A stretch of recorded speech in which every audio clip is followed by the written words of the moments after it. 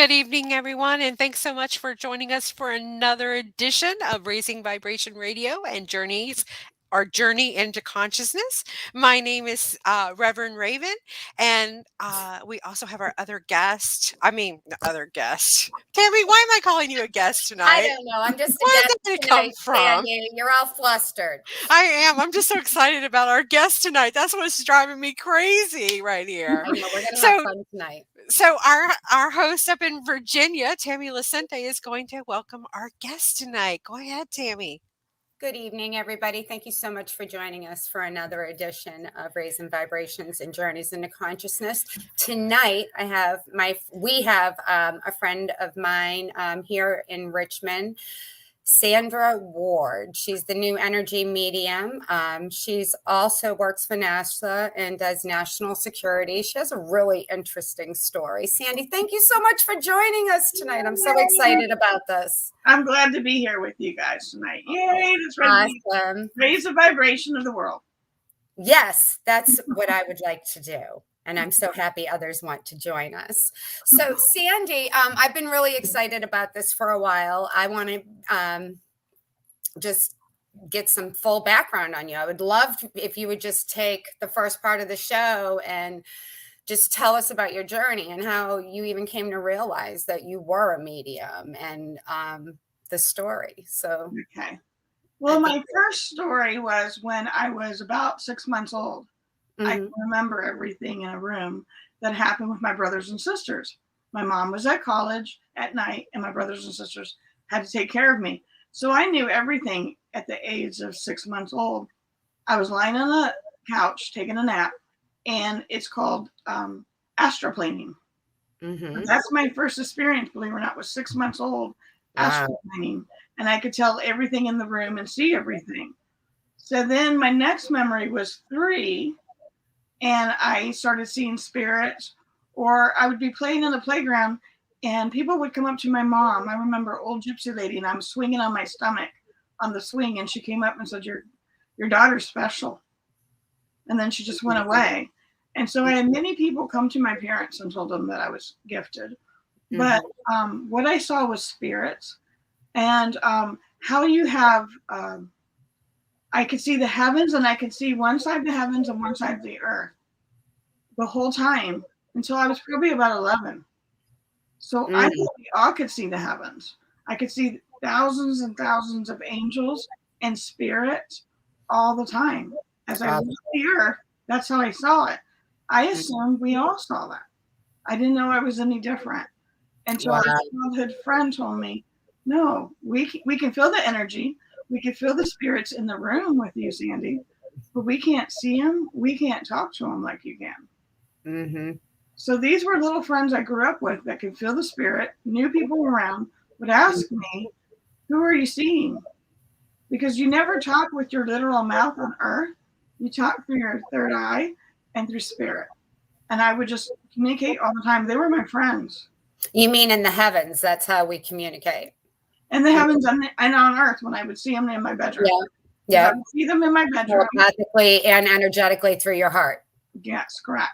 And what I would do is I would see them, and the people that would come to me, usually if they weren't my loved ones, they were loved ones I knew the person. So it would be someone's grandfather that just died, of a little girlfriend, a little childhood friend, and her grandfather would come in my room. And then he just passed. And then a neighbor. And then it got where I would know my friends, my parents' friends, when they were going to die. Oh. So I knew that. I would have that. I saw the heavens. I had a lot of faith. I was raised in a very religious, tight religious family. So it was very hard for me to come out as a medium or say, hey, I see people. I didn't know how they were going to take it. And I would have many visitations. If you think of the movie Ghost, and you think of Whoopi Goldberg and how spirits would come, and that's how I would get spirits coming to me, and I would have to find out who they belong to. So I would say to the spirit, even as a child, I would say, okay, if I didn't recognize you and you weren't a spirit that I knew, who did you belong to and what message you wanted me to give to them? So that was an interesting growing up kind of thing that I would say, go tell them this message. And that was interesting to try to say, hey, by the way, your grandfather, your aunt, your friend came to me while I was sleeping and told me this message. And that's how it started as a child. And you started delivering those messages when you were a child? Yes. Like around the age 11? You were starting to do that? I verbalize stuff better. I was able to tell them. One happened when I was 12 from a man from church. We were actually in Pocahontas State Park, believe it or not. And I was at a youth camp for girls. And it was like a fun camp and for church. And we were camping and I felt something odd in like a dark presence in a bush. And I said, let's say a prayer. So all these little girls and I said a prayer. And all of a sudden I see this white light in our tent. This is in Pocahontas State Park. And we see this, they see the white light, but I actually see the person. It's a man that looked after my family when my father was out to sea in the church, and he died of cancer. And he came and he said, you guys are going to be okay. I'll take care of you. And all my little friends said they could feel the strong presence of spirit. They didn't know who I was talking to. And then they felt safe to go to sleep and that was one of the things. And I was about 12 when that happened, and they all witnessed it. So I have witnesses too to my stuff too. And then another time happened when I was about 15, 16, and I was working in a department store. And in Virginia, we had this family store called Belk and Leggett's. And I was working in a department store, and a big lady came up and hugged me and said, you came in my prayers last night. I was working in the lingerie department, and a lady came and charged into me and hugged me and said, the spirit told me that I would find you today. And give me a hug and said, I just needed to hug you. Oh. I needed to be in your presence. Goosebumps. Yeah, that was amazing. That happened my entire life. And so I would get that, or people would touch my hands to heal them.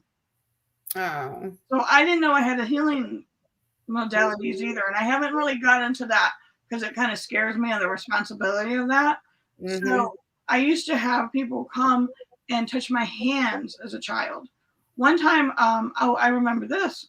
I was 9 or 10 in the state of Hawaii, and I was working at the base chapel, and it was rare for girls to light candles, like altar people. And so we were at the base chapel, and I was doing the altar, lighting the candles. Well, we were a non-denominational kind of congregation, more like a Methodist. And after the Catholic Mass would come in after us. So there was a famous cardinal that was cardinal from New York. He became a cardinal. He was a chaplain for the Navy. And went to my parents and said, he touched my hand.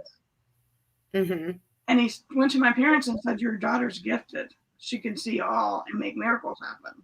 So I have little stories along the line. So what was your parents' response? They weren't supportive. They weren't very supportive. They were very abusive over it, actually. They weren't very. It caused a lot of rift in my own family. It caused isolation with my family. It was really heavy. And what they did is, but that made me stronger in my gift. It made me believe in myself. I know what I get, and I believe in my gift, and no one can ever take that power away from me. And then I didn't come out till about 6 years ago as a practicing professional medium.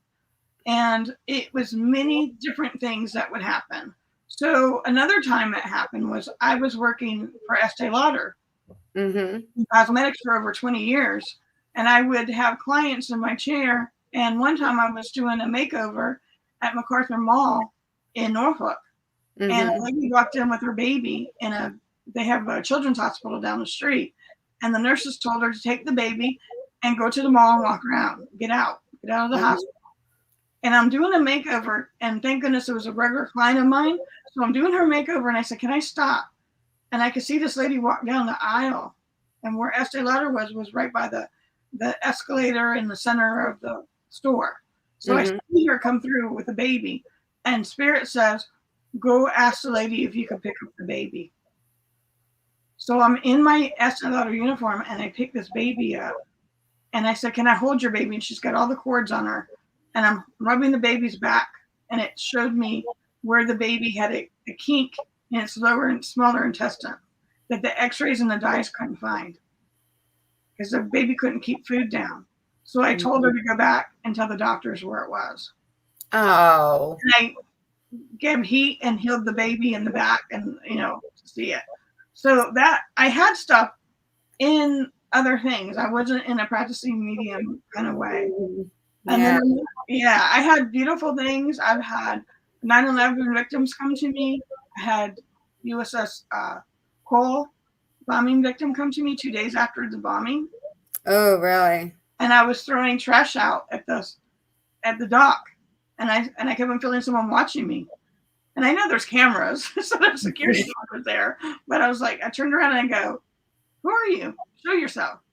The poor young man showed himself as a burn victim, and I said, "No, go back and put your dress whites on, and come back to Miss Sandy and tell me what you need to tell me." And he told me the message that he wanted, how his son, he wasn't married to his son's mother, how he wanted his son raised, how he wanted his funeral, how he wanted his money dispersed, everything. Well, that exact time, his family was gathering at his aunt's house a couple of miles away from where I was, and they were having a prayer circle about these same answers. And so the next day, his cousin worked at Estee Lauder. That's amazing. And I had to tell him all that he needed to know, and I got her to call her parent, her mom, her family, and they got me on speakerphone, and I told them everything. Oh, that's awesome. So I've had this journey of people coming in my life, and since a child, and I was supposed to cross paths with them to give them answers. Oh. So that I've been doing that since I was a child, but I thought we all had this gift until I was 11. My best friend Gina told me, "No, honey, we don't see things like you do. We don't do things like you do." I didn't know that. I thought we all did that. Can't you see the heavens like I can? Can't you see the angels and ascended masters? And it was nothing for Christ to be with me. I've been in a development circle where I gave a development circle, and Christ showed up, and everybody in the circle could feel him. Yeah, see him like I could, but feel him. You're actually seeing. Since I was a child, he was one of my ascended masters. And that's just quite amazing. I find it just fascinating, and it's just a miracle. And I know that now. I knew that was my life purpose, but I didn't know. And then I had children, and I stopped. I asked Spirit to don't come near me when I have my children. Don't bring these messages to me. Don't scare my children. But my second child, I had, every night, an Indian chief would come to my bedside. A beautiful shaman-looking Indian chief every night.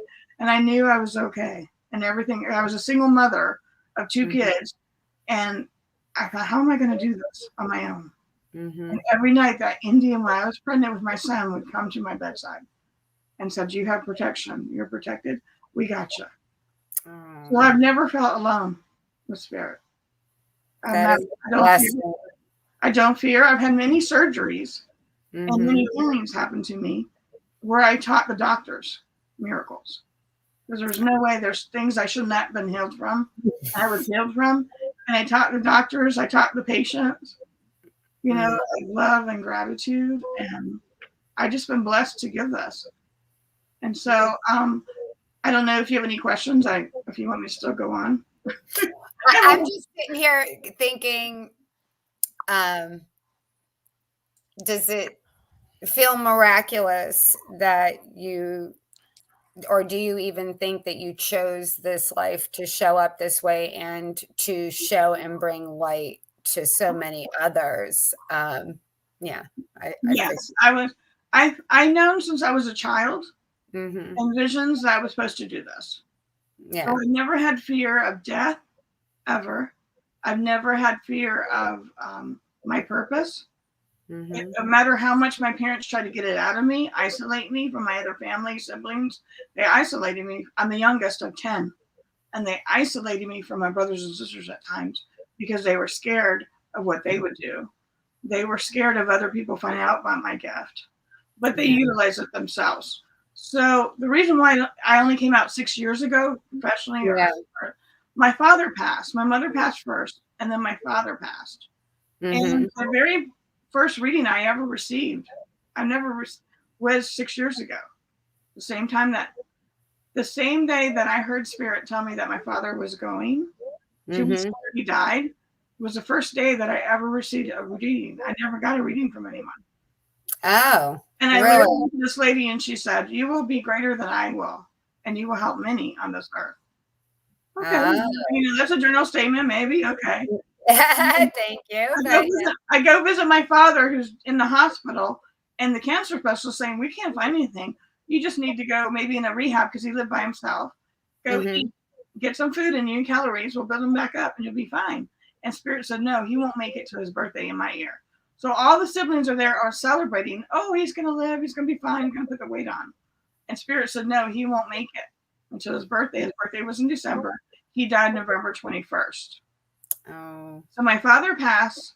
Then 2 weeks later, I'm in my house in Richmond and West End. I'm sitting there and I have a vision. I'm literally in the living room by myself. And I see my vision. And it's skinny self, Sandy. I loved it. And she's swirling and chains, almost like a prisoner, or how the slaves were breaking off. And my body was swirling and the chains were breaking. And I knew that I was supposed to go on my journey of being a medium and help people. It's time. In August of the year before, my dad died in November. In August, I told my dad, my dad said, "Honey, what are you going to do with your life now? You know, you've done your careers, you raised your kids. What do you want to do now? What's your next thing?" And I said, "I want to come out as a medium. It's time. I have healing to do. I need to come out as the medium. I don't know how. I even Googled mentors. I don't know what to do. How do you start? Where do you begin?" Which will bring us into a whole nother story. Yeah. I didn't know anything about crystals. I didn't know anything. I'm like, I don't know about auras. I'm like, what? I only see light, white, and gold. I didn't know aura colors. I didn't know crystals. I didn't know any of this. Every time I go to some, people just crack up. They're like, "We love you," because I just see dead people. I just see dead people. That's all. So we have a few comments or questions in here. First, Catherine from Lee County, Florida says, "Hey, hi." Her name's Catherine Griffin. And then she asked what religious affiliation you were raised. Were you raised religious at all? Yes, I was raised. I say LDS, but it's Mormon, known as Mormon. Most of my life, my mother was Catholic. My dad was Mormon. So both religions were brought into my house and how I was raised. So I had a strong faith of Christ, but I never even went by my parents' religion. It was more of my faith and the Son and Master of Christ. So I do believe in Christ. I do call upon him when I need answers, but it's not I don't go to any church right now, to be honest. I just feel like faith. I just have my own faith. I believe in just being kind to one another is religion on the earth that we need. Yes. And then we have a friend of yours that says, "Sandy is a great light unto the world. Love you, Billy." No. Oh, Billy. Hi, Billy. Okay, you want to go to that story? Yes, we want to go there. Let's hear that story. Everybody know how I met Billy? Okay. So this is a good story. Thanks, Billy, for reminding me of this. Yes. So I was studying. Can you tell us how you met Billy? Yes, this is how the story met. Kind of Billy came in my life. And time out for our viewers and listeners. The Billy we are referring to right now was last week's guest, Billy Mandarino, and it's Sandy's friend. So I just wanted to share that. So my soul brother. Your what? Your soul brother? Her soul sister, and that's what Tammy is. She's my soul sister. Yeah. So there's people have a connection that you don't have to speak for a long time, and then when you get back together, it's like you've never been apart. So there's people that come in my life that way, and I know that they were sent on purpose. I feel just as honored. They say they're honored that I came in their life. It's vice versa. I feel the same. Yeah. So, it works great from the story I left off. So I came out as a medium where I wanted to study. I went to a class in Virginia Beach. This is going to get to Billy's story because it's going to relate to it. So I go down to Virginia Beach to a class. It was wonderful. They even had a Reiki class. I took that. Aren't you guys proud of me? I'm like, Yes. it was so green to everything. These people knew stones, everything. I'm like, oh, great. I have no clue what any of this is. But I took a Reiki class. It was wonderful. Beautiful lady taught it. And then the next day was supposed to be mediumship. But I was getting stuff the same time the lady was getting. So I was like, oh, I can get downloads. And I've had it as a child, even watching television shows. So John Edwards, all of them, and I can get their stuff the same time. Even Teresa, when I go to her shows, I get the live feed the same way. Oh, so really? I'm getting the same stuff they're getting the same time from the heaven. I call it from the heavens. It comes up. I only work in light and love. So then I was Sunday. I was like, I don't think I need to take any more classes from this lady. I'm going to go. I still was at the hotel. I'm going to go back and meditate. And I wrote 17 pages in my journal. Mm-hmm. And I'm not a writer. And I started writing 17 pages, just downloading stuff. Mm-hmm. And my phone started playing. So my phone has this crazy thing, life of its own. So my phone started playing, and it was all about James Van Praagh. Oh, really? Now, years ago, James was on an Oprah show, and James was giving his testimony. That's kind of what you call what I was just doing prior, my story. Yeah. He was giving his testimony of his childhood, and he was raised Catholic, and how his family dealt with him and his gift. Yeah. So I said, oh, I'm not weird. This is normal. Oh my gosh, there's someone just like me. So I said, someday I'm going to get to know him. Someday I'm going to work on stage with him. This is years prior. And all of a sudden my phone started playing, and my phone has a password. You can't just play, but it started playing. And it was James talking about his new courses he was offering in a new school he just opened up. Isn't that awesome? So I was like, okay, I'll sign up. And instantly we hit it off. And he said, you are the girl version of myself. Oh, that's awesome. I took courses from him because I needed to, how to package it. You know, I saw good people my whole life, but I didn't know how to word it. There's some things you need to filter, and you have to have a moral clause. So James was working not on my gift. He worked on my giving up my past, all my past traumas. He had some classes, and it's a beautiful course he has. It's sometimes he gives it away for free. And it's a small class, and it is about transformation. Mm-hmm. So I had to do this therapy where I was writing letters to people that I was sorry or I forgive them for the trauma they caused me. So he worked on my healing me before I could be a good medium. He said, you are a good medium, but I need you to work on your personal stuff before I say, grant you your certificate. So he did that.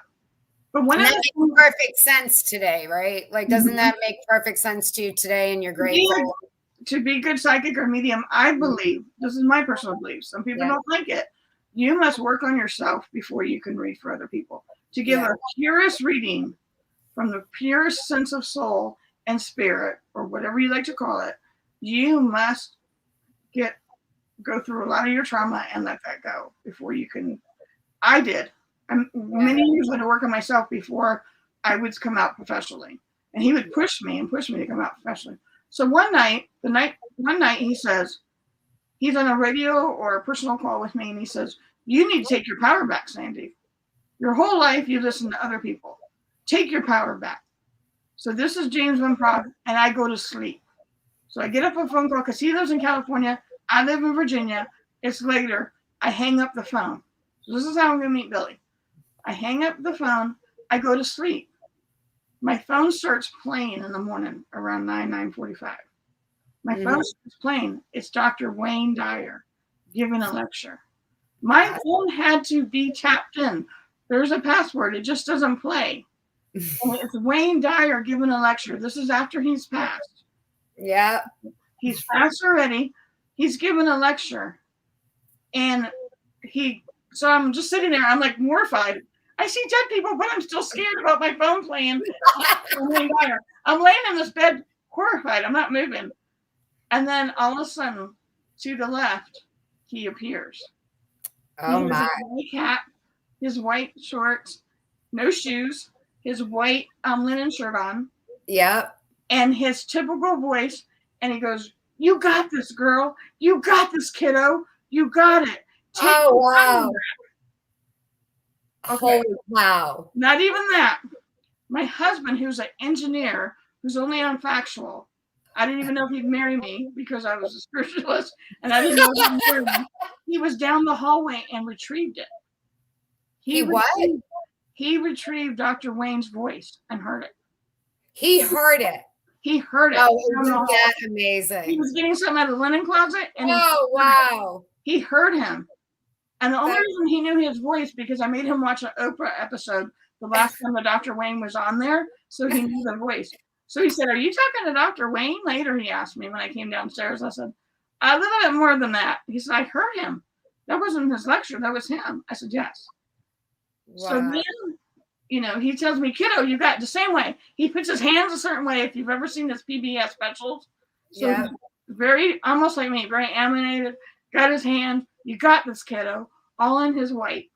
Oh, that's amazing. His white shorts. He had his shorts. Some people are like, pants. No, his shorts. His linen shirt and a white cap. Yep.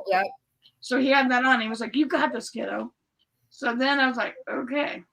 So a few months later, I go to Vegas. This is how I met Billy. So there's a woman that studied under him. I've never got to study under Dr. Wayne. There's a lady. And her name is Gabby Bernstein. I don't know how you pronounce her last name. And she's giving it's her thing. And she's talking about how people have your back. And so the universe has your back. So she's giving this lecture on stage. And she sees me in the audience and she points. Mm-hmm. And she said, "I feel like you need to give your testimony. You need to tell the story of Dr. Wayne." Now, she was one of the last few people that he mentored before he went to Maui and stayed in Maui. She was the last few that actually got to be in his presence. Mm-hmm. She looked at me and she said, "You need to say the story about Dr. Wayne." She was getting stuff from him and told me, "I'm in this ballroom in Vegas and almost in the back." And she says, "Hand her the mic. She needs to talk." Oh, wow. So I'm giving this testimony and the doors open up and it's Billy walking in. And Billy was at a writer's workshop trying to get his book published that he just wrote. And he's in another ballroom, and he's been told to get up. Spirit tells him, "Get up." Dr. Wayne says, "Get up. Go into the ballroom thing." He goes into the ballroom, and that's where I'm standing and giving my testimony of Dr. Wayne. And we did a big group prayer for him, for Dr. Wayne, in this big ballroom. And Billy's coming in, and his book is channeled from Dr. Wayne. And there I am giving my testimony about taking your power. Oh my God, isn't that awesome? I met Billy. Wow. And then in the lunch hour, I didn't eat. I was talking to Billy because Billy was so excited. He was like, "I can't believe it just happened." I know, I can't believe it. That is amazing. What an awesome story. And then, it only gets better. Oh, good. It gets better because then once you connect with me, I call you my soul family. I feel like we're a soul group. So once you connect with me, or once I do a reading for you, I consider you my family. Mm-hmm. So everyone I've read for, there's a soul connection. We're supposed to be here for a purpose. Mm-hmm. So his book was about to be published, and he was Billy himself. The book was about to be published. He wasn't sure about himself. He wasn't sure about the date. Wasn't sure about things. And like I say, I don't have to talk to you for a long time, but Spirit will talk to me. I literally was in my bug convertible, and Dr. Wayne comes behind me in the back seat, hops up, wow, like Bewitched almost, like, "Hi." You call Billy right now. So I'm literally calling Billy as Dr. Wayne's in the seat behind me. Oh my God. He says, "You need to tell Billy he's doing the right thing. And this is the date, and the dates are right when this book is supposed to come out. And he's doing the right thing, and don't, be hard on himself." He told me all this message to give Billy. And Billy was at home just down on himself at that same moment. So I have many, many things like that happen to me. Isn't that beautiful? Oh, I love it. I do too. I think that is absolutely amazing. And you know what? You're my soul sister too. So welcome to my family. You are welcome here anytime, child. Anytime. Oh my. You just said that. Do you know Spirit calls me little girl? Little girl? You are a little girl. I get that. I feel that little innocent energy going on with They you. say The that innocence. I when love I'm, it. when I'm reading, and I read personal in my home, and I only ask for the highest good and the right people to come, and I've always had great people come, and they sat on my couch. Sometimes, especially Southerners, the Southern spirits, it's funny. They're like, little girl, and my clients crack up because I'm like, sorry, they're calling me little girl, and I have to, because it's like literally, it sounds weird. I'm not pervert, but like a three-way. So you'll have someone in front of me. This is how I read. I have someone over here, the spirit, and then myself. So the spirit will tell me that I'm seeing the message, and then it goes to them. Oh. And so that's how it is. I don't always go. I can read the people that they come who they want read, but there's a lot of other people come. Lunch companions, lunch girls, the lunch lady girls that would come together and eat lunch, and they'll come. I'll get dogs, cats, horses, racehorses. I get everyone and anything. And I'll even like scratch my back sometimes. One lady, she was about to go and the reading was closing up. And I started scratching my back and she said, "What are you doing?" I go, "I don't know." I went to my wall, started scratching my back. It was her dog, and that's what he used to do. Oh. So I'll even take the mannerisms of people. Verbiage. You know, so you got into this to help people deal with grief, correct? Correct. Like, that's how I first started. What is the and there was a little story about how that came about as well, right? How that will you started. tell us about that a little bit? Okay, this is even funny because the beginning of it's funny how this started. So I give a lecture at Ions, which is a brilliant group around here that Tom started. Our friend Tom, he's been on the show many times, and I was given a lecture, and you don't know who's in, and I was substituting for someone. I didn't even come out as a regular medium yet. I don't even know if I had a domain yet. I literally was substituting for a gentleman who was supposed to give the lecture. Had to go to LA and said she can do it. I'm like, no, I don't like speaking in public. I don't like my picture being taken. I've never have. So I was clueless, which is probably the best of the audience. I didn't know there were lawyers, doctors, scientists, millionaires, everything. Everybody that was in there. Well educated. I don't speak proper English. My mother was Spanish. I got Spanglish. So I was like, I can't believe I'm giving this lecture to these people, and I'm going to read for these people. So I know who was in the audience, and then after they come and talk to you, and I don't have a books, but they still can talk to me. So they were talking to me, and this gentleman hands me his card, and he goes, "I think you can work for me. Maybe we could work together." He's a psychiatrist, a well-known psychiatrist around Richmond area. Okay, whatever. I didn't hear from him. So I was like, okay, he forgot about me. No big deal. Then I get a phone call from a lady who's booked an appointment, and she says, "I want about 10 relatives read in the same day." I said, 10 relatives at my house? And how did you hear about me? She goes, "There's a flyer in my doctor's office." That's my Ions first one that I did at Ions, the first lecture, took that info, made a flyer, was handing out to his grief patients. Oh wow, that is hilarious. So that's interesting. Okay, then, but not even that. They were Greek. So no, not the Greek. Yeah. So I'm not kidding you. I had a Greek family, probably 18 of them, and I read for 10 of them, but 18 showed up, and their friends in my house for 8 hours. My poor husband, I thought he was going to be like, never again. Never. This is my first grief, people, that I had to see. Oh, bless your heart. They took over my whole house. But that just goes to prove, like, to me, that just speaks volumes as to how much spirit was giving you accolades. Like, hello, here you go. This is what you're supposed to be doing. Oh, yes. I mean, and full force. We had food. We had the spread out. We had everything. I was just reading for 8 hours in a certain part of my house. And these people took the whole circle because I live in a cul-de-sac. Their cars were just loaded. You think I was having a big celebration. That's how it was. And that's where it started, from that one doctor and that one patient to now I have about 3 local clinics to 2 clinics in Virginia Beach. And I have about 20 therapists that send me clients. So let me understand this, Sandy. So these people are coming and you're helping them with the grief process. Like they're literally being able to have conversations with the So departed. Yeah. let me explain how that works, because Please do. it's developed. So that's why I said your mediumship's going to develop. If you don't go with the times, your mediumship's going to kind of disappear, because people are saying. So what it is you have to go with spirit. Wherever spirit leads you, I believe in that. Good energy, good karma, spirit. You're here. I know I'm here for the greater good.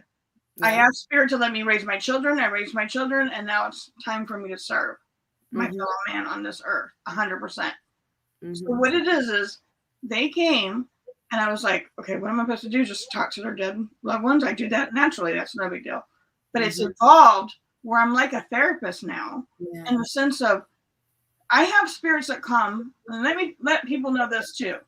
So they have free agency. Spirits that pass have free agency. This is a topic a lot of mediums don't talk about, but I'm very open. And I'll tell my clients where I'm getting the stuff from. If it's my guides, their guides, or the spirit, then I'm not going to do it. They have free agency. So you can have a jerk of a grandfather or a husband or something, and if he doesn't want to progress on the other side, he won't progress. So I get that, or mothers who were abusive, I'll get that. But most of the time, they're coming, the spirits will come to their loved ones that are sitting in front of me to tell them they're sorry. It's called unfinished business. James Van Praagh wrote a book about it, and I call it that all the time, unfinished business. So it's stuff that you couldn't say, because a lot of generations, I noticed, of older gentlemen were never allowed to love their children the way they wanted to. They didn't know they were allowed to hug them. They didn't know allowed they were kiss them. They didn't know that they were allowed to tell them how great they were and how much they truly loved them, because it wasn't a masculine thing. So these are generations from 30s, 40s, 50s, 60s, 70s that I get. A lot of men that will come literally crying and shaking of how much they're sorry that their children didn't get to hear how much they loved them, that they didn't know they were allowed to love them. And I get so many beautiful things. I also get, I had a mother one time, and I had a therapist in front of me. It was actually a therapist. And I got tested by all these therapists, and all the psychiatrists have tested me. So it's not just like word of mouth. They've all literally been read by me. So I had the therapist come who was sending me everybody. She came in front of me. And she said, oh, my life is wonderful. They're the worst patients.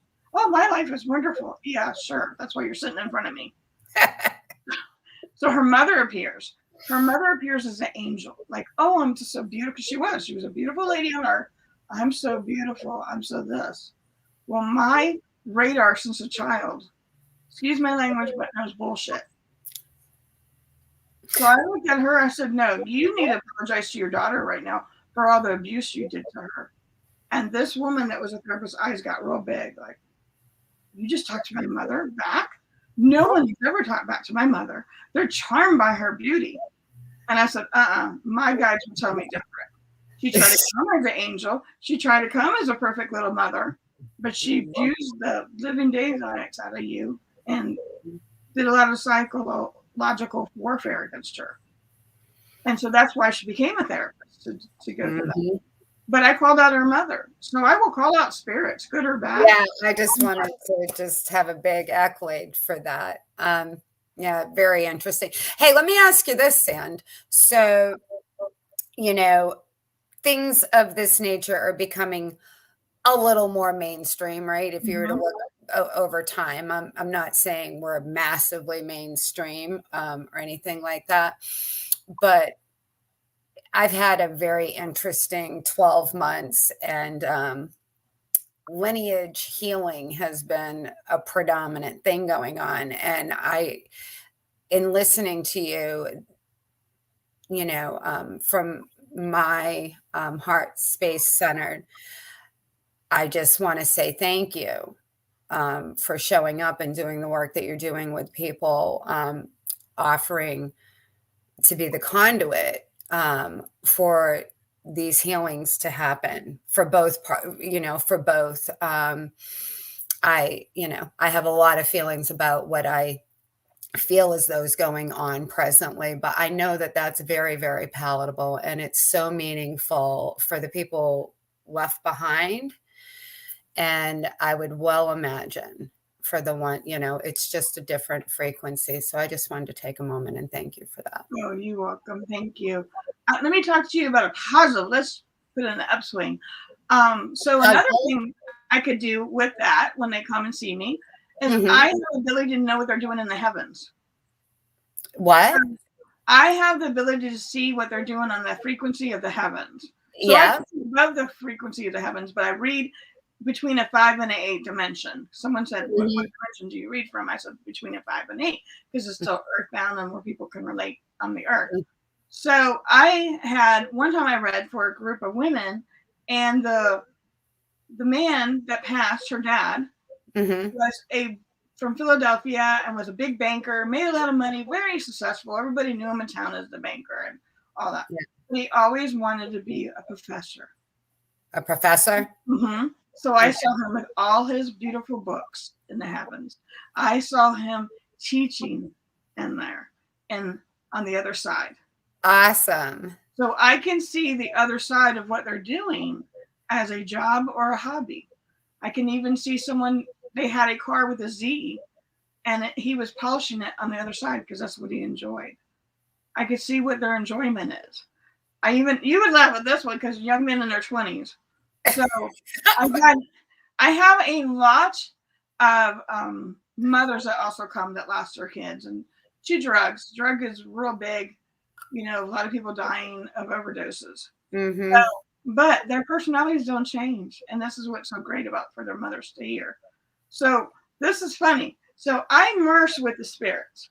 My body can go into theirs. They show me how I get mine. I see, I get all the senses, but I can see and I can feel. Yeah. So I get everything. So I'm literally feeling like I'm on a jet ski, but I didn't know it was a jet ski. I'm like, why am I going like this? And I'm reading for who lost her son in an overdose. And I'm like, what am I doing like this? And I'm like, like this. And she's just laughing. My husband said, you can hear the laughter upstairs. Oh, wow. So we're laughing. She was just laughing. I go, what is this that I'm on? Because I'm seeing through his eyes, but I'm not seeing the instrument. And she goes, oh, he was a professional jet skier. And he lost a lot of his friends to the overdose.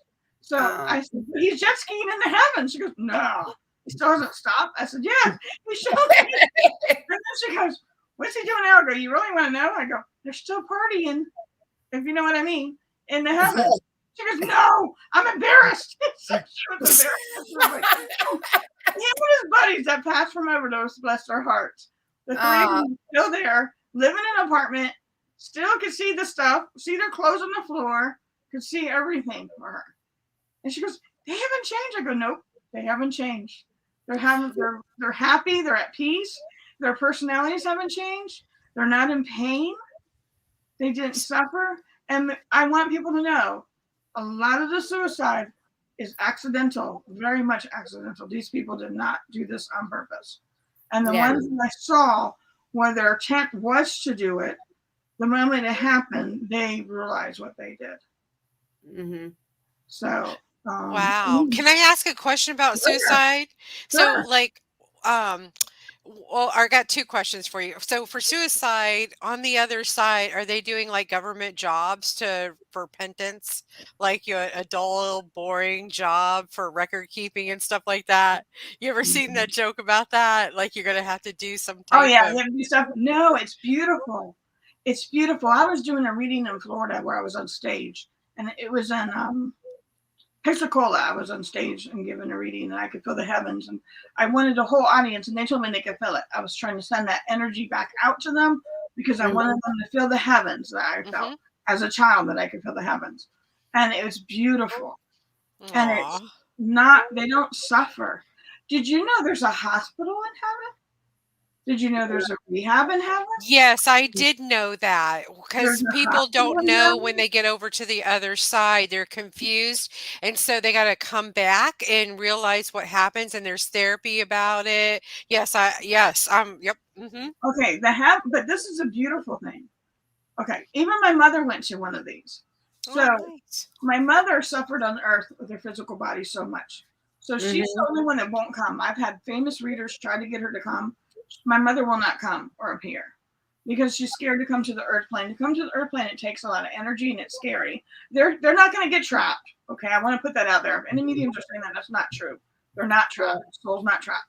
So they're scared to come to that frequency because they don't want to suffer in that pain anymore. Dense. So sometimes I was reading, one of my first professional readings was a lady that hired me from North Carolina, and she said, can you read for my brother? So I read for her brother. He came as clear as day.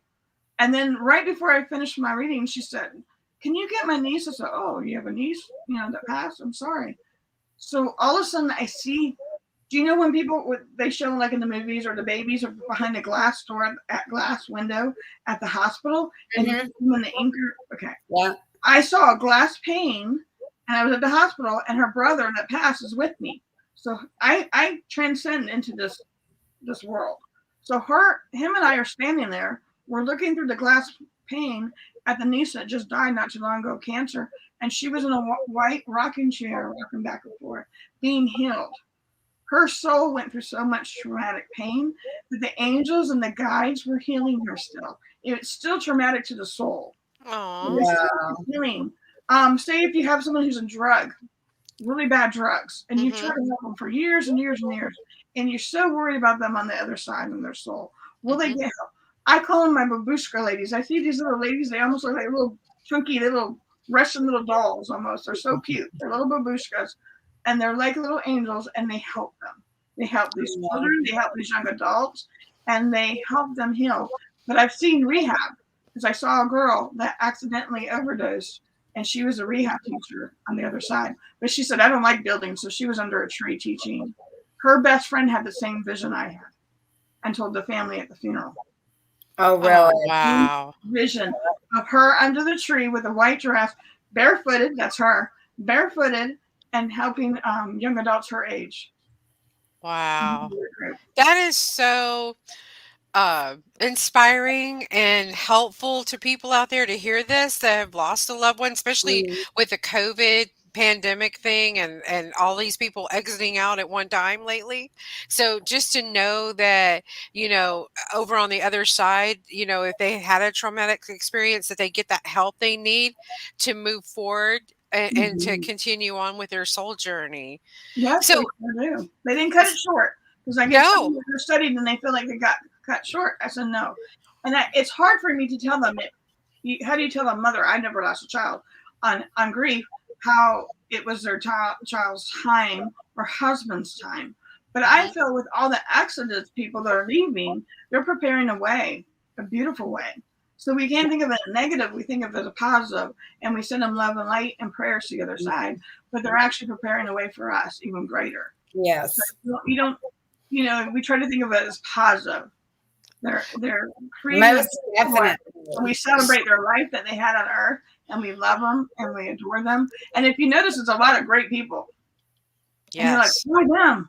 They were such a great soul. They were to us. They were the greatest friend. They have the most purest thing. Why did God? Because I literally get that to people. Why did God take them? And they didn't. The same thing with soldiers. That's my other thing I work with. So I moved to Chesterfield, Virginia, from West End, which is 30 miles away. Yeah. I wasn't sure, and I told my husband, we have to move. And I might lose all my people that I know, my clients, if I move, but something's telling me to move. And I saw this house, and I knew within an hour, I told my real estate, you give the guy 1 hour, I walk. Because I walked into this house, and it even said, I heard a woman's voice say, you don't even have to stage this house, honey. It's ready for you. And I've been getting military wives who have found me, and soldiers coming to me. And one of the highest ranking soldiers I had, his daughter saw my name across her screen. What do you mean? In the morning. Okay. This is the story of Sandy. So I don't advertise. So if people are trying to find me or see, I don't do live feed. I don't advertise. It's all word of mouth. I have bookings. It's word of mouth and spirit. We're so happy to have you here this evening. So she said she literally was reaching out to her dad he's passed. Daddy, please send me someone. I need something from mom. The mother actually went to the therapist, one of the therapists I've seen, but I didn't know that, how it correlated later. And then it was funny how spirit works and serendipity works. So, but this grown woman said she went to bed, she went to her computer, and my name came across. This has happened a lot of times. She didn't Google anything. My name literally will appear across the screen. And they're like, who is this person? What's her name? And then they Google it and it comes up. And then they book appointment. And she said, you're not going to believe it. I said, how did you find me? I ask everybody. I get people from around the world. I'm like, how did you find me? Your name came on my screen. I'm like, okay.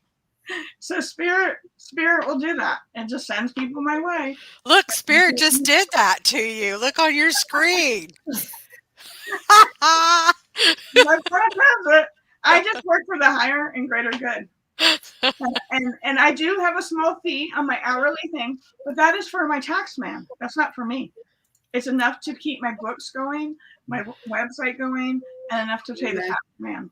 I will never go higher in that price, no matter who I work for and how much money I work for. And that's how I am. So I had another question when we were talking about spirit on the other side, our relatives. So we shouldn't really depend on them for financial advice if they were horrible over here on this side, right? No, they're still learning. They're still learning. No. They're still learning. Believe me, I've tried that too. I tried that thing. It didn't work. And then there's also a moral clause. Because someone said, if you're psychic and medium and you're so good, can't you call the numbers? With the lottery and other things. And why can't you know that? Why don't you know about your own life? Things are going to happen. And I said, it's not supposed to be. It's a moral clause. I need to say this because you're putting this out. I don't read for anybody that passed for 30 days. And the reason, this is my own experience, not anyone else's, this is Sandy Ward's experience. When I was a child and I would see the people past and what I see, it was a life review. So in those 30 days, I feel like they're getting their bearings on the other side. Okay. We get falsely of the movie. Oh, they go to the other side. It's like, oh, it is. And mostly elderly who suffered. It is like, and babies. Oh, but the in-between ages of people who pass still have lessons to learn, to grow. And so it's a moral clause. I don't read for anyone for 30 days. Unless someone's missing. I've taken missing cases, kidnapping cases. But I will not read for the average client who comes and just lost a loved one. One, the person's in so much heavy grief, they're not going to get the message. The client sitting me that's in person will not receive the message they need to receive. And the soul is still acclimating. And then the soul is acclimating, correct. I feel that way. That's only my beliefs, my feeling. When I have tried to reach for someone sooner, it didn't seem like it was going well. And then I asked my guides, and it was like, it's not your time. You wait 30 days. And then the other thing is, I won't read for anyone within 3 months apart. Because I'm not your guru. I'm not a saint. I'm just Sandy Ward. I'm just. You don't want somebody depending on you for all of their. That's. I really want to commend that. That's because I will not read. Really they try, and they know now. My regulars know. No, I will not take that. I'll give you your money back. I'll switch it to another day, but no. And I feel even with spirit, they will give me dates. So now there's sometimes where the client will, you pick a date. I don't know why. I'll pick a birthday, and I didn't know it was that loved one's birthday. Their birthday, I didn't know that. Anniversary, I didn't know that. So I'll let spirit sometimes when my regulars will go, and you pick the date, Sandy. And then I pick a date and give it back to them. And they're like, oh my goodness, that date meant something. I said, okay. That was spirit. That wasn't me. I'm just a messenger. That's all. That's amazing. So do you mind so you also have another rather interesting job that you can't talk a lot about, but you work for NASA. So how long? I work for different organizations within the country. So I do a national security, and you can go, I'm an Archer, and you can go to that site. I'm there. So I have an email address there, Archer Tactical. And what it is I first got hired there. I got recruited. So people like, oh, can you go and look for these jobs? Not really, because you want it to be true. they recruited me. And how they recruited me is they watched me over time. And they asked me first to read resumes. So I first hired was to read resumes. And when they would go for interviews to go read with these gentlemen or people, they would ask these questions I would ask them to ask. You know, what happened at 8 years old? You know, can you imagine going to a job interview and someone saying, what happened to you at 8 years old? Yeah, when something happened too, especially, right? So then I say, if that person orders this drink, don't hire them because they have an alcoholic problem. And they're like that kind of stuff, or they're having marriage problems. Because their decisions are life for our own country or other countries. I also work for other. They have to have their head completely present. Clear. So my thing and my other thing is to bring these soldiers back. So we have different divisions. So actually, even soldiers that are asked to protect someone, I will tell them where to go, what to do, how to take them out of, it's called extraction, to take them out of a hotel, how to take them somewhere, what to fly them out of, what to bring them in, where they're going to taken out on a boat or a helicopter or a plane. That's what I do. Because my guys are coming back alive. And I say a prayer every time I get an assignment like that. And then I do other things that are beautiful. And I see beautiful miracles. So I don't want people to, I work for a lot of different countries, not just our country. Yeah. I've even worked on a case for the Queen of England. Wow. Really? Oh my God, she's my favorite. She is such a strong bird, man. So I love her. I worked on some of their stuff for MI6. So, and that was word of mouth. Somebody went to them and said that they know. And let me just say this too. Every big company has a psychic medium working for them. This is not nothing new. This is not scary. This is not. Every corporation in the world has a team. We call them a team. And I'm going to have a bigger team soon. And what we're here to help the world. I don't want people to live in this negative media stuff. Exactly. There's really beautiful people in DC. There's beautiful people all around the world, and they're fighting for prosperity for our countries. They're fighting for each other for their country. They're helping each other. We're like brothers and sisters. We are as one. Please do not go by the media, because I see people in these different countries every day trying to help their fellow man, trying to help their own families, and nothing evil about it. Really trying to help fellow man and the earth and Mother Earth, believe it or not. I do projects for Mother Earth. Oh, that's amazing. For Through the government, you do projects for Mother Earth. I'm protecting Mother Earth. And listening to Mother Earth and having guidance from Mother Earth on how to make big decisions for this world. So we do use Gaia, and we do believe in her. And we do come as a collective energy, a lot of us who do this work, to help our world. So please don't lose hope. Don't lose hope. And just have peace in your heart. Take care of your family, your immediate family. I tell all my clients that. You need to take care of your own family and your own responsibilities first. Hone up to it. Take responsibility for things you haven't done. Apologize to your loved ones now. Don't do it after. Don't hire me after. To be the mouthpiece. Do it now. Forgive now. Understand them. Even if you can't tell them, that person on earth, that you're sorry because you know they can't receive it. Say it from afar that you're sorry and that you love them and their journey. Everybody, every parent's journey is their own journey. And we must understand that. So. Very well said, Sandy. I wish Gaia could throw up all the politicians. They will, and it is. We'll just say it like that. We'll just leave it at that. They will. Things will be taken care of the right way. The dimensions. But I don't want people to give up. No. Remember your own power. That was my journey from Dr. Wayne. It's your own power back. And I want people to, just because I'm saying one thing, don't take my word. I want you to study it, to understand it, to study your own heart, and take responsibility of your own life. And don't because you read a book or you went to this master teacher or you went to this seminar, and they're 100% right, because that's almost leading the sheep to blind. One thing is I'm a loner, and I love it. I've been a loner my whole life, and I love it. And I'm a hermit in my house.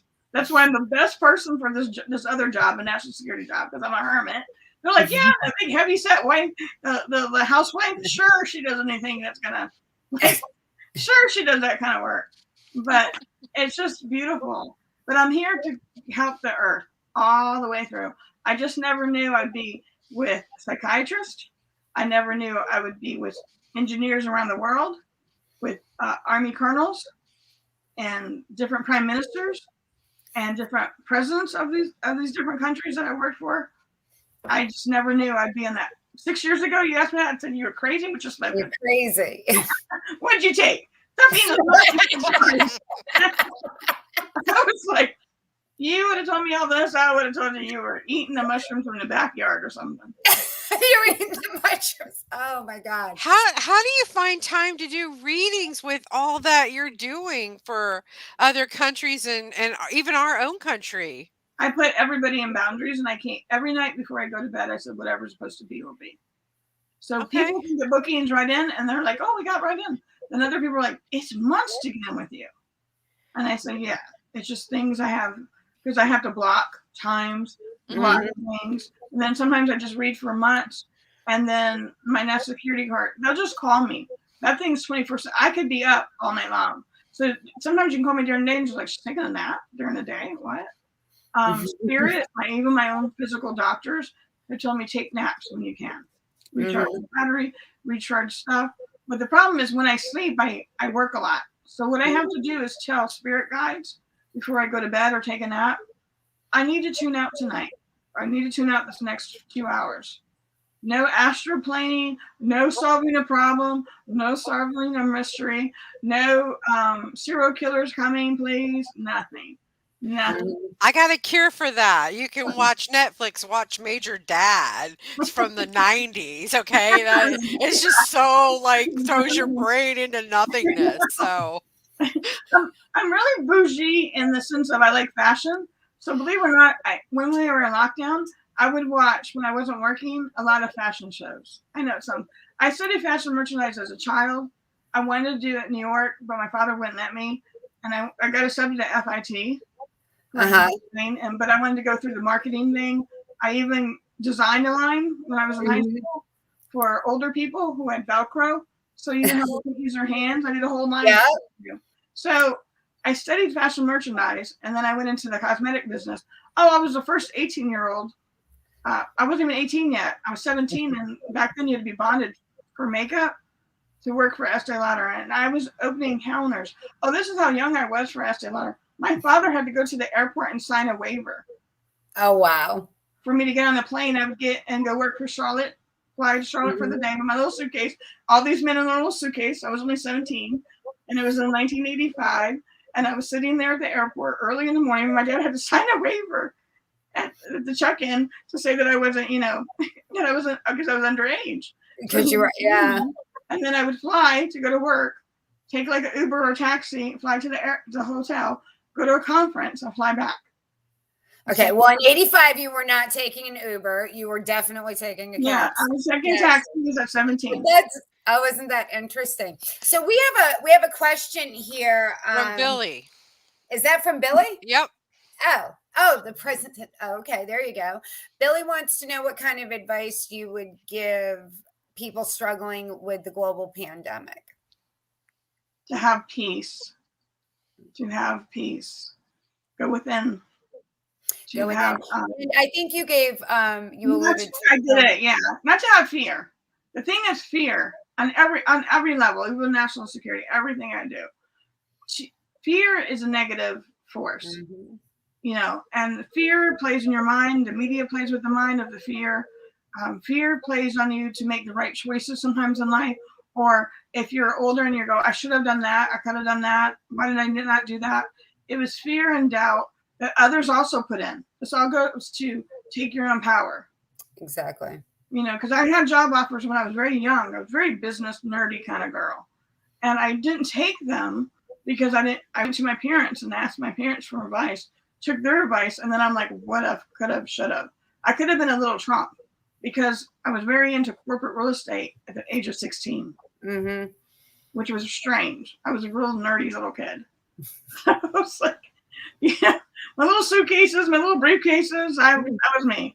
I worked first spirit, mind you, the whole time with your spirit entourage. I was quite. Yeah, but I mean, I had a lot of friends. I wasn't that nerd, but I still was like, wore suits to school. I mean, my senior year, I wore blouses with bow ties and like, suits, and I was going to be the first billionaire, female. That's how it was. And you were going to be dressed smart too. Yeah.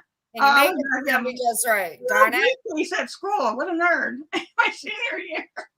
People had backpacks. I had backpacks, messenger's bags. That's not me. I literally had a snakeskin briefcase. That's awesome. I love it. So fear. I think you said it prior to even mentioning that question, to really focus on your loved ones and your family, and just, I practice just always just knowing everything is already all right in the face of whatever is happening, everything is already all right, Well, what I learned in this journey too is we have all the answers. And I used to hear that at the very beginning of this journey 6 years ago. And I'm like, what the hey are you smoking, lady? Because I had people or teachers try to tell me that. You were born with all the answers. I'm like, yeah, you're crazy. But you are. Your body can heal itself. Your body, because my stuff is my weight, but it's trauma from my past I'm still working on. And that weight will go as I fix my trauma. So we have all the answers to heal. Every time I do a reading, a beautiful reading, the answers are there. The answers are there for even the other ones. You don't have to go to the other side to get those answers. You just be in a quiet place. The other thing is you don't have to meditate. Oh, this is a myth. You have to meditate 2 hours. You have to be like a monk. You have to go to all these sacred places. No, your sacred place is in your heart. Yeah, and just sit with yourself. Yourself, and you have that whole "to thine own self be true," and really, really be true to that. Like for me, I practice my voice being true to my truths within inside. Really practicing that when. I think most of society today is like, we're all like, what box are we signing up for? And this is, but when you're really, really true to yourself, I think we're all very diverse, and through our hearts, we're essentially pretty decent people. And if we could just accept everybody for whoever they are, the same way we would want to be accepted for exactly who we are, things would just be much better. But practicing that with a high level of integrity, really I call it doing your real life spiritual push-ups, like practicing this stuff in your day-to-day life. Correct. Like, real. Yeah. Not talking about it, doing it. No, there's not a judgment. The judgment on the other side, when people die, I want to stress this too. This is my opinion only. I need to put this out there. These are my opinions. This is my reading experience. Okay. I don't want to say this is the act of God or something. This is my things and experiences I had in readings. There is no judgment. The judgment is yourself. When you go to the other side and I see people, it's what they said and heard, and what they said and heard and caused for others, souls to have pain, is what you feel. There's not. I missed that last part. What they said and heard. What? I missed that last part you said. Okay. There's not a God that sits on a throne saying hell damnation. Especially in the southern states, we have been raised that way. Yeah. That it's hell damnation. We're going to hell. There's not. I hate to tell people, and they're going to be so surprised when they get to the other side. It's not like that. There's different levels and degrees that we learn, and we can prosper if we want to. There's free agency. There is no hell damnation. When I said I don't read for 30 days, because people are going through a process, you're going through your own process of things that you might have said, done, and you hear them back to you, reflected back to you. And that's where the apologies of some of these men come forward. And you won't, it's what you've done to others or what your thoughts were. So that's where I want to take this to, is remember your thoughts are powerful. Yep. Okay. Your thoughts to yourself. Because I give so much to others, but I'm just now at 54. I just had a birthday. I'm celebrating me. Yoo-hoo! It's like really celebrating me and loving myself, truly loving an authentic self. I'm not living for somebody else. I'm not living for my parents. I'm not living for husbands. I'm not living for my children. I'm living for myself and my authentic self. Once you can figure out who your authentic self is, your love and your life will be blessed in so much. Yeah. Blessings will come many ways. And I love how Billy talked about service, because that's the base that him and I come from, is serving. We love, and I love serving people and helping people. Oh, yay. Love it. Love And it. you're Love only it. 9 years old, because if you add 5 and 4, that's 9. You're only You're 9. a little girl. That's the little girl those spirits call me. It's the funniest thing, because they'll go, little girl. And then they'll slip out and when I'm in the reading, and they're like, what little girl? I'm like, me. They're calling me little girl. I have a really great question for you, I think. What would you say to anyone in our audience has been the biggest freeing result, if you will, of you coming out 6 years ago? What has that done for your life? Oh, wow. That's a good question. Yeah. I've been given that question before in Hay House, before they asked me this question. What it has done is a ripple effect. So it just didn't change my life. I thought it was just changing my life personally. It changed my husband's life. It changed how my husband receives things. He's an engineer, and how his life has changed, how my children's lives have changed, how my children's lives have been blessed, how at peace they are, how the house has come at peace, and the peace that we live in. Because when we serve, it's not just me giving a reading. This whole house has to go on lockdown in the sense of it has to be quiet. I take a nap beforehand. I don't eat. I literally fast before every reading. I fasted before I even did a show. I only have water, and I literally fast and pray that the highest and the most purpose message comes through. And it rippled effect everyone's life, my friend's lives, my best friend's life, her mother's life. Just for my act of changing and pivoting my life and living in my authentic life, I've been an example to others.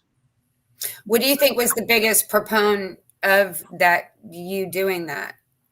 I mean, you said your dad, but what did it take inside you? What is the advice? I witness people struggle a lot with. They're in their own head. Okay, this is what I get when I get mediums that call me. I get mediums and psychics that have been working for 20 and 30 years sent to me.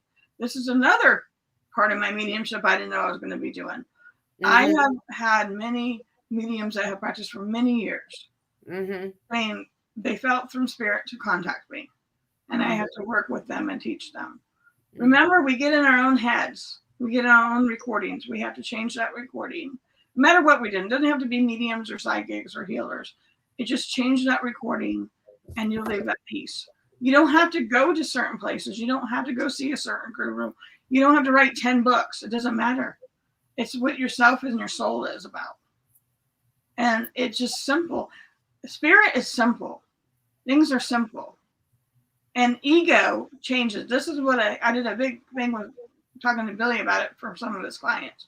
Was ego what edging God out. Edging God out, yeah. Okay. Dr. Wayne talked about that. This comes from Dr. Wayne and his people that he's studied under. So ego will cancel out anybody. Where we were in my other field of the tactical world, and I've seen generals fall. Beautiful generals that did beautiful work. And they will fall because a beautiful woman will come across their path, a beautiful thing, or they write a book and they think they're all that. And we see people fall. Even people in the spiritual realm fall. The ego will always do it. I go by my simple ways of childhood. I read like a child. Very simple. Spirit is simple. The universe, everyone can have it. I also want to answer this question. Everybody's psychic. Everyone's psychic. and they're mediumship too, but everyone's psychic because people say, and then I get this with anxiety. Oh, I saw my grandmother. Does that mean I have to be a medium next month? Do I have to go practice? No. Be grateful that you had that experience, but that doesn't mean you have to be a medium. Doesn't mean you have to be psychic. Just because you read or see dead people doesn't mean you have to be. You have to really feel the call because it's life changing if you really take it 100%. But everybody's born with intuition. And especially mothers, we even have a heightened more intuitions. Because you don't need to go to the FBI. Just hire a couple of mothers and they can find anything out.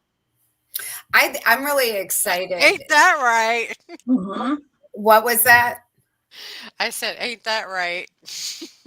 Hire a couple of mothers and you will find out anything in the world because let me tell you what, them women, when they want to know something about somebody, they're going to find the answer right away.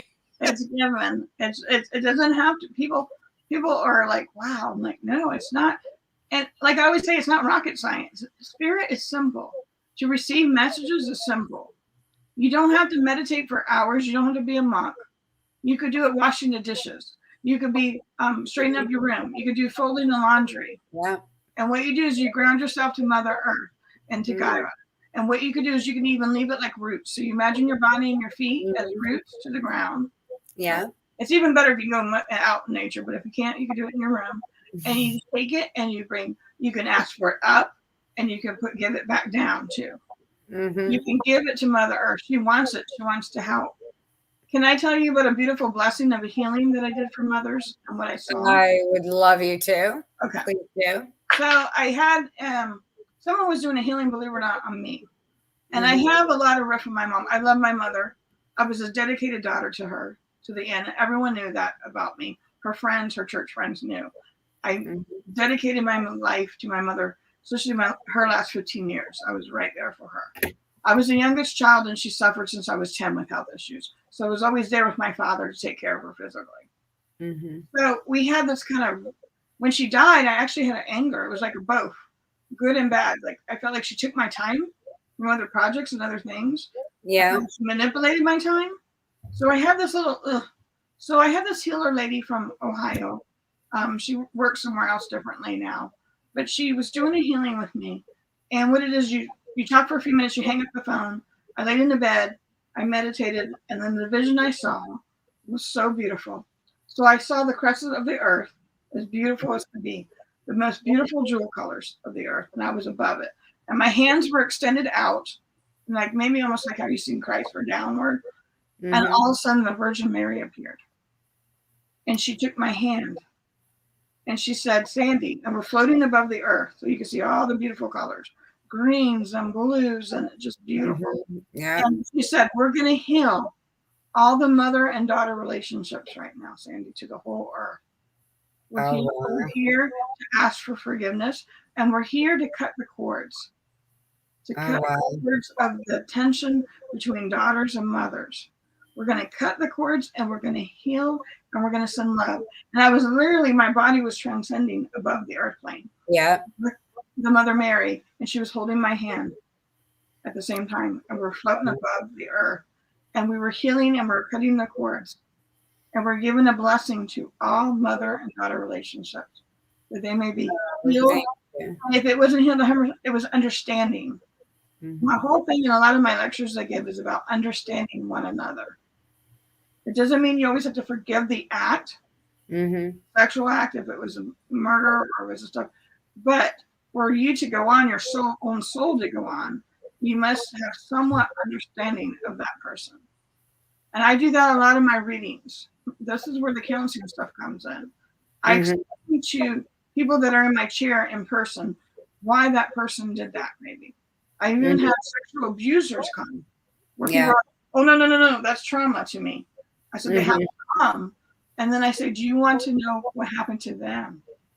Yeah. And they're like, well, maybe. And then I tell them what happened to their abusers. Yeah. Give them an insight of what made them that way. Yeah. And it starts to have an understanding. When you put that understanding thread through, you can heal. Yeah. So we must look at people's, what they were raised like, what environment they were raised in, who their parents were, how their parents talked to them. What is The that? whole hurt people, and healed people heal people. Correct. Yeah. So always remember, try to have understanding, step back. Even step back from your own pain and look at that person as a soul. Even if it's your own parent or relative that hurt you, look at them as their soul. Look at the pain that caused them to be that way. Even if it's just simple as a jealousy, because I've had a lot of mother-daughter jealousy stuff where the mother was jealous of the love that the father showed the daughters. Oh. Nothing sexual. It's nothing sexual. It says that jealousy streak that those poor daughters of those mothers felt the disconnect, and they couldn't figure out what they did. What did we do to our mothers? We never did anything but love her, but we felt jealousy. What's a good way to get rid of guilt, Sandy? Get rid of guilt? Mm-hmm. If it's with your own children, you ask for apologies. I've had clients where I said, you need to write a letter for divorce. I said, what? My husband was the one that had the affair. My husband's the one that did this. I said, yeah, but you had a part in it too. It takes two. So what ownership did you do? Did you talk bad about their dad in front of them? And I had to tell a client, I need you to write, and she couldn't think of a lot of stuff. I said, I need you still to write that letter. Her son was 21. He was out of the home, but she was feeling a little disconnection from him. They were close when they were younger. The father was actually an Army sergeant who had some head wounds that she didn't realize how severe they were, even though he was at the hospital up in DC. He came home, he changed, they got divorced, he had an affair. He went with the lady that he had the affair with. That was never like this man before the war. But he had head injuries I had to tell her about that made him split his mind. Yeah. Her thing was anger towards that man who changed her whole life, who changed the whole story of their life and their family life. And her son still was carrying a little bit of stuff towards her, and she didn't realize it. She thought that all the anger was going to the father. No, her stuff was how she handled things at times. Because she relied on him because he was the oldest. He was like 21 or 22. And she relied on him like a best friend, pushed him to be the father of the house when the man left. And he was angry towards it. She came back later and told me all this. Like, usually they'll come back and they'll or I'll get emails. Oh, you're so correct on this. This is exactly what it is. This is what he said. This is what my son needed. So you want to take ownership of what you've done, that you know that you've done, but don't keep the guilt. Guilt is just like ego. It's just a wasted energy. But you do have to take ownership of what you've done that you know of. Write a letter or personal call or one-on-one quiet time with that person and say, even if they say, I love you, Mama, I don't care. I know that you tried to do the best you could. It's okay, Mom. But no, you need to say it. You need to take ownership of that and say it. Because I deal with that a lot with dynamics of daughters, mothers, fathers and daughters, and fathers and sons. Believe it or not, I get a lot of men. I get a lot of men in my reading. A lot of men come to see me. I guess I understand men. I get soldiers, and they have to deal with being a soldier and killing people. And then how do you live with that? Yeah. And then you come home to your family. And then I have to deal with wives of how do I deal with my soldier who's home, but he's not home. He's checked out. And they don't realize what their soldier husbands had to do. Yeah. Very challenging. That part of the work has got to be very taxing and challenging. And again, thank you for showing up for doing that. It's got to be incredibly beneficial to the clients that you serve. Sandy, were you just getting ready to say something? Oh, well, I was just gonna also say, well, I got, the guilt thing again. Like, what if you take on guilt of other people, though? Not only your own guilt, but for other people too, and just take responsibility for everything that's going on. Never dealt with anybody like that before. That's what I had to do when I was later in my 50s because of that. I was taking on my brothers and sisters stuff. And I had to live it for my mother. I had to be the perfect daughter. I had to be the perfect this. I had to be the perfect for everything. To live up for my brothers and sisters' sins, I had to live up to be the good daughter, the good church girl, everything. everything for them.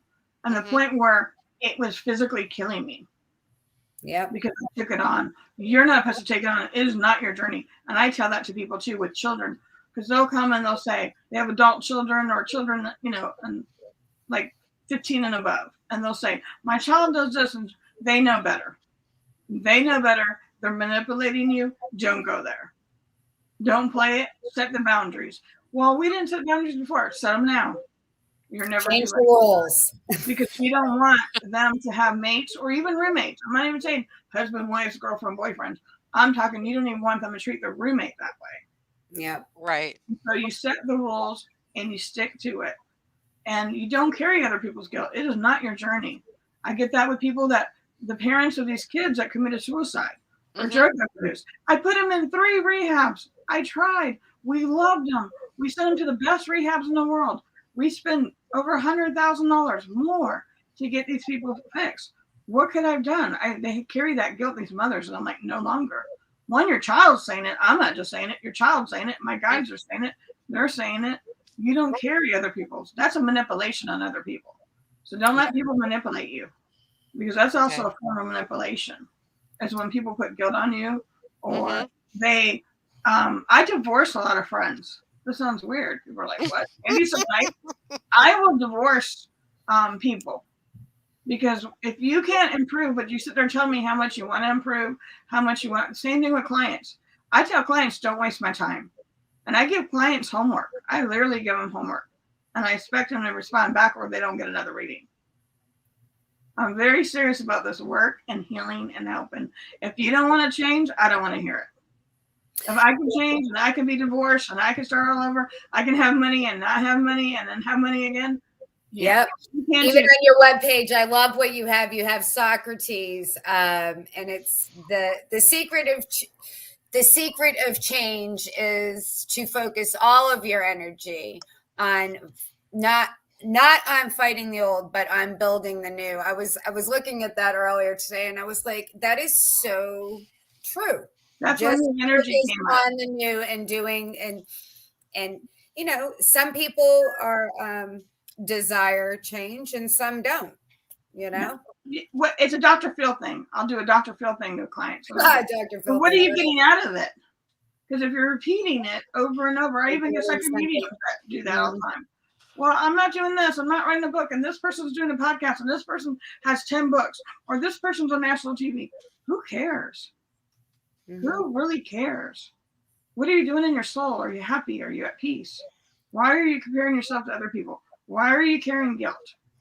Guilt is a wasted energy in the sense. Guilt is a reminder, yes, but not to carrying other people's guilt. That's a manipulation. Don't let people manipulate you. That's regret and remorse just rob you of your now moment. Anytime you're in a state of guilt or remorse or I should have, I could, you're not right here right now. And that just, to what Billy had to say last week. I mean, all of our power is in our now moment. That's where all the magic really is. We have to live now in the present. We can't change it. We can't change the past we can try to get better as a human being, but we can't change what we've done to other people. We really can't. We can ask for forgiveness if we know it. We can't take on other people's power and other problems. Like she said, that taking on other people's guilt. That is a form of manipulation on those people to you. The other thing is you taking it on is not your responsibility. We have to set boundaries in all.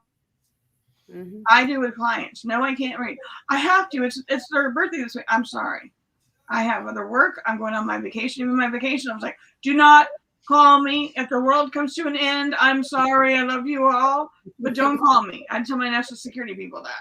Don't call me. Don't send people to my door. Don't send a helicopter for me. I don't. I really don't.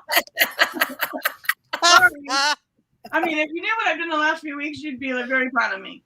And I'm like, I'm already proud of you, Sandy. I really am. And I love your energy. I'm just like, hey, I'm here. But I go simple as a child. I love simple that way as a child. The innocence of a child. There's such purity in that and innocence in that too. If you really are in that space, the level of innocence and purity that would come forth would make things easy. You wouldn't be in your head with complicated decisions. You just would. You got to get out of your left brain and go to the right brain.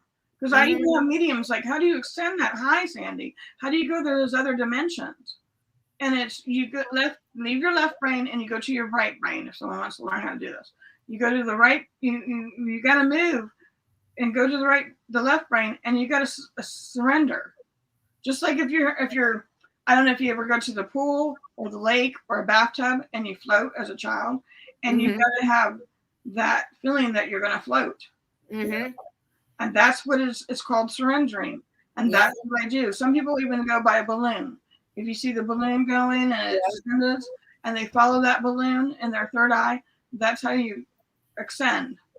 But I've done it as a child, just going back and forth. Because my early memories too were, as a child, I used to tell my mom, I used to look outside my window and look at the moon and tell my mother, I want to go home. I used to cry. I mean, all the way, probably until about 16 that I cried every night in my life, and looked out the window and said, I don't belong here.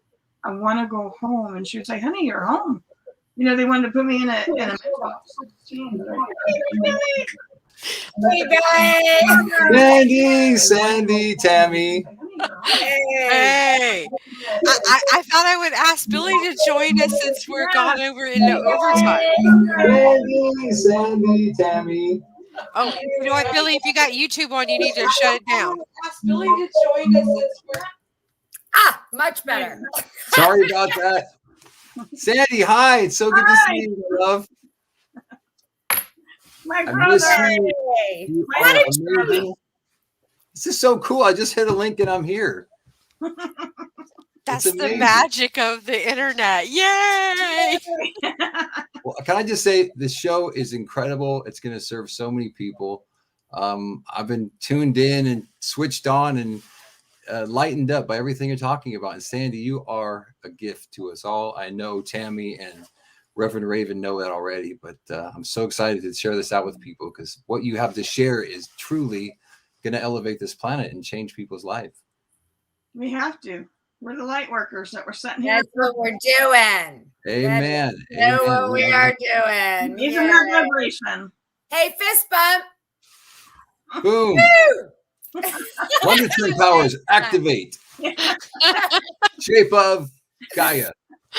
Yeah. Beautiful.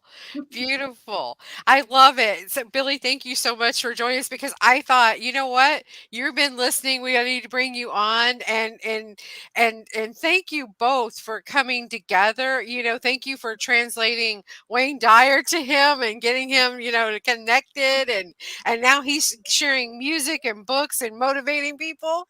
We need more of those in the world. Story too, how you walked in when she was giving testimony. That was amazing. He's my mouthpiece. That's what I'm like. I love it. I love it. My messages. I'm y'all's cheerleader. You are. Look at you. Have a cheer shirt on too. Grateful. I love it. Yay. I am. I'm very grateful. Gratitude is the best. I was at the state fair today, and I had this T-shirt on, and this gentleman said to me, "Oh, grateful, like the Grateful Dead?" And I said, "Well, they're great, but no, I'm just grateful." And he said, "What?" And I said, "Just grateful." And I looked up, right? And you should have seen the big, beautiful sky, Sandy. It was beautiful here today, right? And I was out at the fairgrounds. It was a magnificent, just beautiful day. And I looked up, and it was really neat, because about 10 people around us all heard and saw that, right? And they looked up. It was really cool. It was one of those little moments, you know? No, just grateful, and looked up, and it was great. Well, you can't be grateful and angry at the same time. And I think people need to learn that. If you could just focus on the gratitude when you're having your problems, like Sandy is teaching all of us today, just it's in the peace. It's in the gratitude that you change your life and you change other people's lives. But people get so caught up in their thinking and their past, their future, the anger of what's happening, instead of being just grateful and living in that present moment that's full of peace. That's the only place where you really can connect to it. Exactly. Yeah, and you know what, Billy? I want to thank you because you encouraged your young girl here to come on to the show because she's never done a vlog before. You know, Oh this my is her gosh. first one. She's Okay. a virgin. No, I got another one. Sandy I've done is a radio. legend. I've done Hangouts. I've done Hangouts Oh, several times, but I've only done radio where you hear my voice. I've never done where my picture's shown. But the people I'm working with that are healing me nationally, that I work in a team that's really beautiful people around the world, told me now to celebrate, Sandy. Go celebrate your birthday. Do it in the most bougie way that you can do it. Go celebrate, and we want to see you on camera. No, me. You are beautiful. You are beautiful. You're beautiful. That's beautiful, beautiful, everybody needs to know beautiful. that about Yes. themselves, about I you. would love to have another show with all four of us. Just Are literally you sure? focus. What? Yeah, are you sure? No, we will. No, I really would, Yeah, and literally have the entire show be dedicated to bringing more attention to elevating the entire planet. You know, I remember when it seemed weird to me a couple of years ago when I would tell people that, you know, when I heard myself just starting to talk out loud because I had gone out and ventured out into the spiritual community. Up until then, I hadn't, but I would share with people that, you know, I just pray and send heart energy to all of the planet and all of humanity, and I meant that.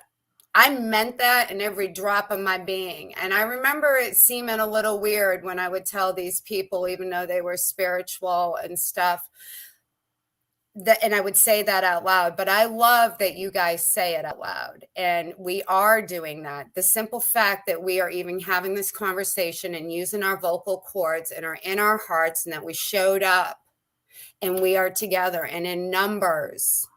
The vibration of this show, or oscillation, whatever you want to call it, it is going out. It is a continuum.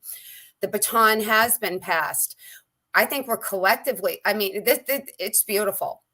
And I really would like to give more voice in groups to, we are actually changing the experience on this planet.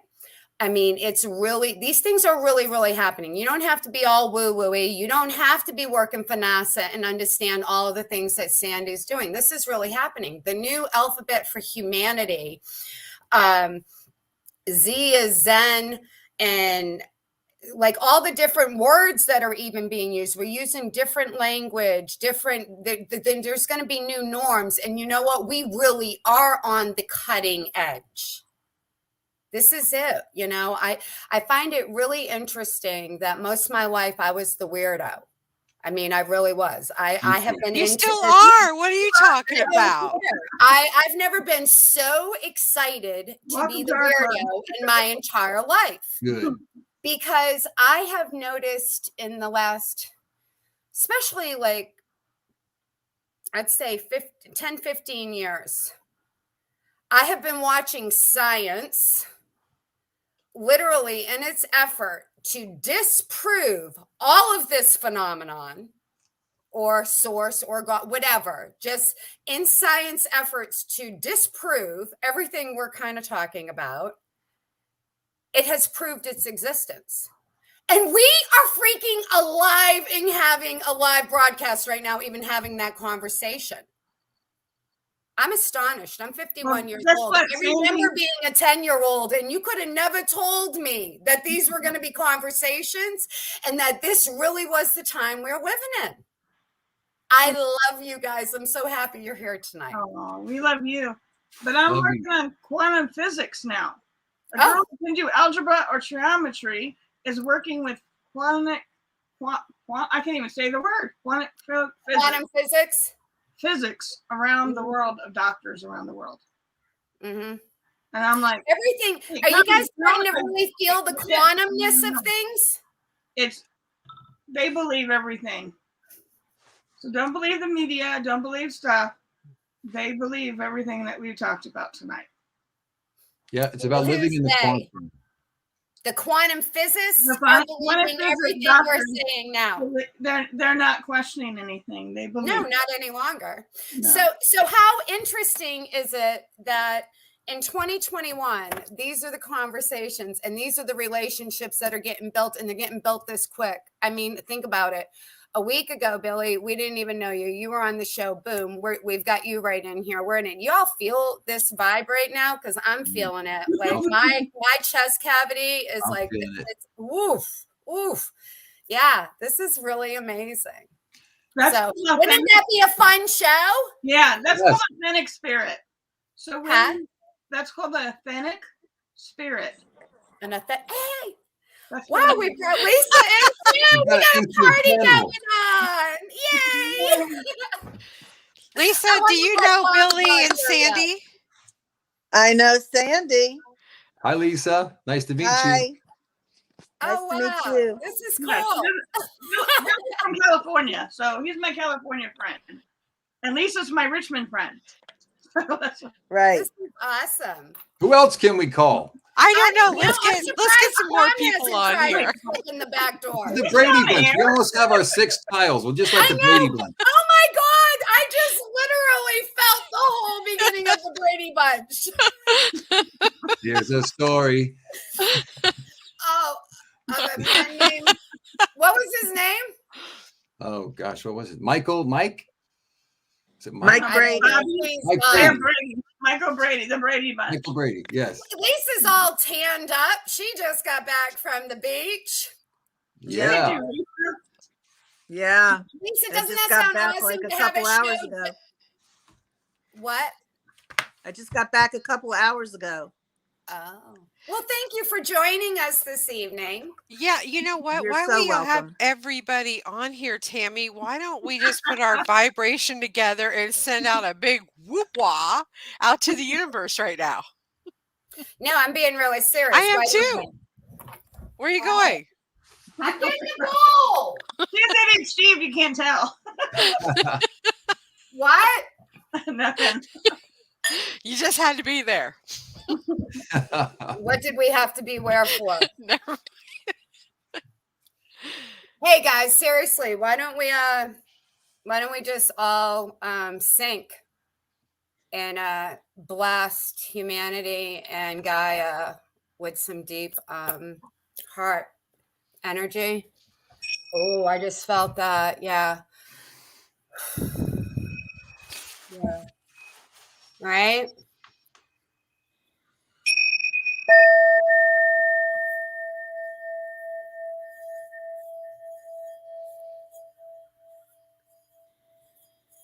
Not working.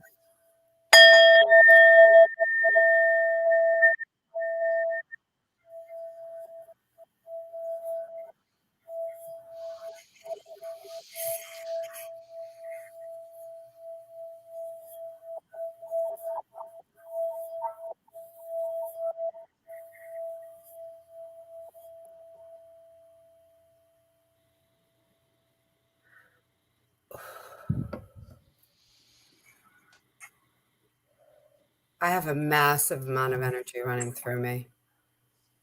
Thank you very much. You're welcome. That was a brilliant idea, Tammy. Love it. What a lovely, lovely, lovely evening. Oh, I'm so happy we have all of us on here. I think we're going to need to wrap up the show. We can stay in the studio a little bit if y'all would like, but I'm pretty sure Sandy and I are going to just have to say good night for now. What do you think, Sandy? What are you laughing about? Are you talking to me or Sandy Ward? I was talking to you, Oh, okay, my darling. co-host. Okay. There's a lot of Sandys. There's a lot of Sandys hanging out here There's a lot of lately all of a Sandys going sudden. on. So I just want to tell everybody that was listening into the show tonight, thank you guys so much for joining us. We did go into overtime. We usually end the show at 9:30, but I couldn't help myself by bringing in a couple of other beautiful guests that we've had on the past shows. And be sure to check out their websites as well as ours, and be sure to like our YouTube channel and our Facebook page. Okay. And with that, Tammy, thank you so much for all the lovely energy you just put out to the universe. And Sandy, thank you for being such a beautiful guest on the show tonight. And Lisa and Billy, thanks for playing in with the game tonight. Yes, thank you so much, Sandy. Sorry to draft in your show, but we're so excited. I love it. All right, we're going to end the broadcast. Say good night, everybody, and let me just click off Love here. you all. Good night, Peace. everybody. Good night, everybody. God bless you all.